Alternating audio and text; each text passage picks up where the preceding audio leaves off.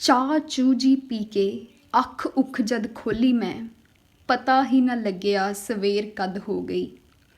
ਫਿਰ ਦੁੱਧ ਦੱਧ ਪੀ ਕੇ ਜਦੋਂ ਹੋਇਆ ਜੱਟ ਖੜਾ, ਜਾਪਿਆ ਜਿਉਂ ਖੇਤਾਂ ਨੂੰ ਦੇਰੀ ਅੱਜ ਹੋ ਗਈ।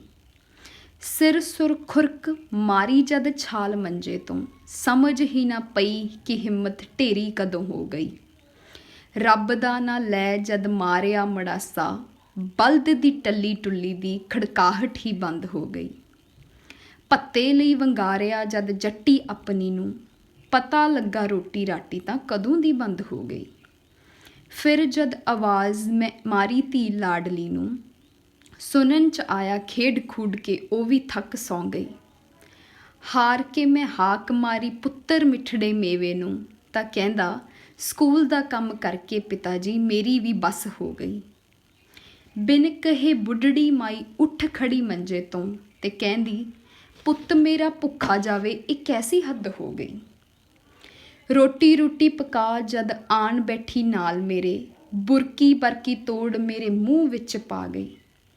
ਰੱਜ ਕੇ ਫਿਰ ਜਦ ਉੱਠਿਆ ਜੱਟ ਮੰਜਿਓਂ, ਦੇਖਿਆ ਕਿ ਬੱਚਿਆਂ ਦੀ ਫੀਸ ਦੀ ਚਿੱਠੀ ਆ ਗਈ।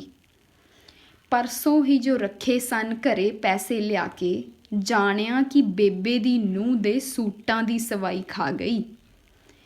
ਪੈਰ ਹੀ ਪੁੱਟਿਆ ਸੀ ਹਜੇ ਖੇਤ ਵੱਲ ਨੂੰ, ਪਿਛਲੇ ਹੀ ਮਹੀਨੇ ਖਰੀਦੀ ਗੱਡੀ ਦੀ ਕਿਸ਼ਤ ਆ ਗਈ। ਗੁੱਸੇ ਵਿੱਚ ਆਇਆ ਜਦ ਤੁਰਿਆ ਜੱਟ ਖੇਤ ਨੂੰ, ਦੇਖਿਆ ਕਿ ਕੁਦਰਤ ਦੀ ਕਰੋਪੀ ਜੱਟ ਦੀ ਫਸਲ ਨੂੰ ਖਾ ਗਈ।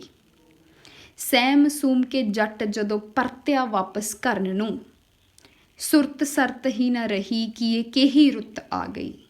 ਫੀਸ ਫੂਸ ਉੱਡ ਗਈ, ਰੋਟੀ ਰਾਟੀ ਖੁੱਸ ਗਈ, ਜੱਟੀ ਵੀ ਰੁੱਸ ਗਈ, ਮਾਂ ਵੀ ਮੁੜ ਉੱਠ ਗਈ। ਇੰਜ ਜਾਪੇ ਜੋ ਜ਼ਿੰਦਗੀ ਇੱਕ ਹਾਸਾ ਜਿਹਾ ਹੱਸ ਗਈ।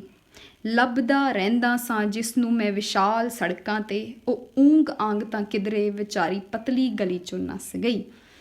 ਫੀਸ ਫੂਸ ਉੱਡ ਗਈ, ਰੋਟੀ ਰਾਟੀ ਖੁੱਸ ਗਈ, ਜੱਟੀ ਵੀ ਰੁੱਸ ਗਈ, ਮਾਂ ਵੀ ਮੁੜ ਉੱਠ ਗਈ। ਇੰਜ ਜਾਪੇ ਜੋ ਜ਼ਿੰਦਗੀ ਇੱਕ ਹਾਸਾ ਜਿਹਾ ਹੱਸ ਗਈ। ਲੱਭਦਾ ਰਹਿੰਦਾ ਸੀ ਜਿਸ ਨੂੰ ਮੈਂ ਵਿਸ਼ਾਲ ਸੜਕਾਂ 'ਤੇ, ਉਹ ਊਂਗ ਆਂਗ ਤਾਂ ਵਿਚਾਰੀ ਕਿਧਰੇ ਪਤਲੀ ਗਲੀ 'ਚੋਂ ਨੱਸ ਗਈ। ਉਹ ਊਂਗ ਆਂਗ ਤਾਂ ਵਿਚਾਰੀ ਕਿਧਰੇ ਪਤਲੀ ਗਲੀ 'ਚੋਂ ਨੱਸ ਗਈ।